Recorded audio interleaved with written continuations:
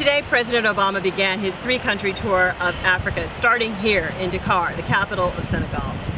The streets were full of energy over the last many days and weeks as the Senegalese prepared for President Obama's visit. He started his visit this morning by meeting with President Macky Sall. Many believe that he chose to start his visit in Senegal in order to underscore the importance of democratic institutions in Africa. During his remarks, Mr. Obama commended President Sall on his democratic reform. This afternoon, the president visited Gorée Island, a very significant institution relative to the history of the slave trade.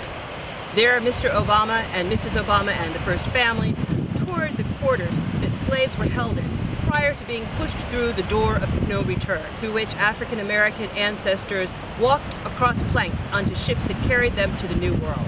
For an African American president, to be able to visit this site, I think gives me even greater motivation in terms of the defense of human rights around the world.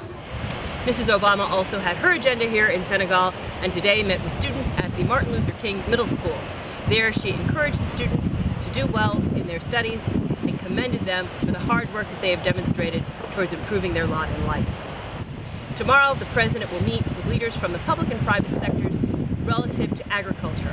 Food security continues to be an issue for Africans, and this meeting is meant to try to put in place policies and procedures that will ensure food security for Africans throughout the continent.